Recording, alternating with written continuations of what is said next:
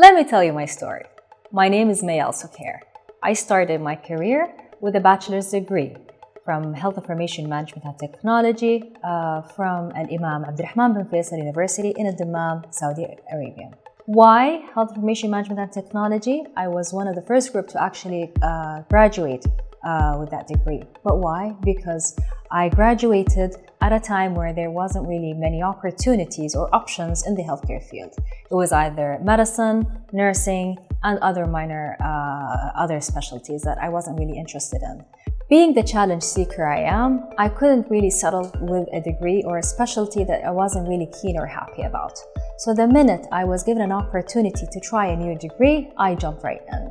And there was the Health Information Management and Technology. It was a whole world open right in front of me, whether it's about leadership, management, strategy, quality, finance, accounting, coding, in addition to medical knowledge itself.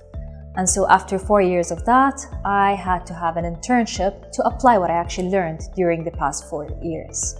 During my internship year, I was honored enough to meet the person who inspired me, a doctor who had just arrived back getting her master's degree in health systems administration from Georgetown University, that was ranked one of the top 10 universities in the United States in that field, healthcare systems administration. And so that was one of the major dreams I had in my life, to get my higher degree in that field. And I did it within 3 years. Meeting that doctor was an inspiration to me, an inspiration that turned into a challenge, and the challenge that turned into a dream come true. She helped me into learning more about the program, more about the university, more about the scholarship program. At that time, it was King Abdullah's scholarship program that I participated in, and that opened the gate to get the master's degree from Georgetown University. It wasn't as smooth, it wasn't as easy, it wasn't as glamorous. It was nice, but it had so much challenges, like we can say, in behind the scenes.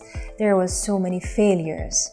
For an honorary student, for a person who used to take full grades and full marks in most of the subjects she studied, she expected to be at that same level even when it's master's, because she was putting that same effort.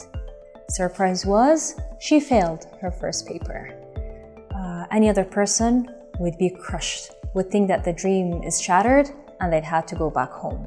But for me, I can never take failure and just live with it. I'll challenge myself even more. And that's what I did. For that specific subject where I failed the first failure, I actually completed it with an A+. And after that, I graduated. I got my master's degree with honors. Graduating with honors is a dream come true, is an accomplishment not everyone can achieve. But as glamorous as that might look or sound, the bigger achievement to me was that I was the second Saudi female to obtain that achievement. That is to me personally, to my family, and to my country. After graduating, I was headhunted, I was recruited for a prestigious hospital at the Washington, D.C. metro area. I worked there as a quality consultant for quite some time.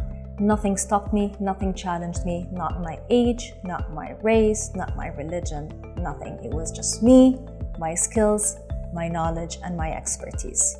Going back to Saudi, it was time to give back. And that's when I joined Johns Hopkins Aramco Healthcare Center. I stayed there for 3.5 years. Anyone getting there would feel accomplished just by getting in, just by getting a job in there. But to me, I just can't settle. I started there as a quality specialist. Afterwards, I was the clinical administrator for primary healthcare centers in there, which means I managed the daily operations. After that, I moved to strategy and I started up a whole unit. I started up the risk management department within the strategy unit. As busy as I was working at Johns Hopkins Aramco Healthcare, having a position or having a job from 7 in the morning to 4 was just not enough. It wasn't enough for me.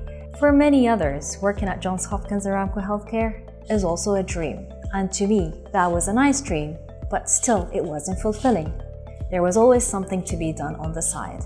I loved reading articles, any sort of articles. And so I used to, on my own spare time, read those articles, post them back with my own opinion, my own comments. And guess what? Who would have thought that just by doing that, I would actually be given the opportunity to write my own? And that's exactly what happened. I was asked to write articles about quality healthcare services. I did it. One thing led to another, and I found myself writing so many articles in so many other journals. Being the opportunist I am, getting into emceeing conferences was just another opportunity that I grabbed, and just another gate opening many other opportunities for me. If I were to summarize my lifetime experiences, if I were to explain them or describe them in simple words, I'd say I'm a challenge seeker. Because with everything that I had, and as a rising star, as I think I was, I couldn't settle. So I was having a great job at Johns Hopkins for Healthcare. I was writing my articles, I was emceeing at conferences. But then another opportunity showed up on my path, and I was asked to join Sultan bin Abdulaziz of Humanitarian City, which is the biggest rehab center not only in the Kingdom of Saudi Arabia, but the Middle East area. And as if moving to Riyadh wasn't challenging enough, the second month after my joining to Sultan bin Abdulaziz Humanitarian City, the pandemic hit. With that came so many other challenges. I had to move back to Sharqiya and work remotely, a challenge I did not expect and no one did.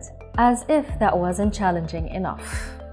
While having to work remotely, my manager at the time had to leave his work without receiving the orientation I needed, without getting handover of the work that I had to cover. I had to learn a new job. I had to understand the skills that were assigned to me. I had to cover for a manager that I didn't spend enough time with. And so I had to do all of that remotely until we were able or allowed to move back to Riyadh. And only then, the struggle started getting even harder, the challenges were even bigger, and I had to prove that I was the right person for the right position. The accomplishment? Much bigger than I thought, because I was hired as a strategy and marketing manager. Yet, it seemed like I proved myself well enough, and the surprise was, 8 months after my joining, I was promoted to be the Assistant Director of Corporate Development.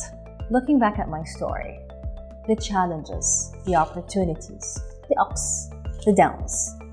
If I were to put a slogan for all of that, it would be never take no for an answer. Whatever that no is, a closed door, a challenge, a lost opportunity, that's not a big deal. A lost opportunity is only a door to many other opportunities. One closed door will open many others. Challenges are only stepping stones for a bigger opportunities, for a bigger career. So many challenged me that I won't be able to leave my city, that I won't be to get the higher education, that I won't be to get good positions. But guess what? I kept moving from one great position to another.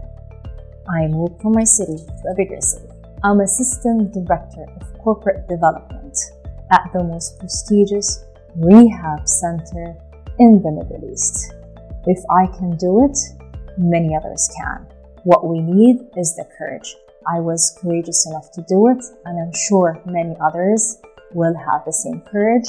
All they need to do is take the step and do it.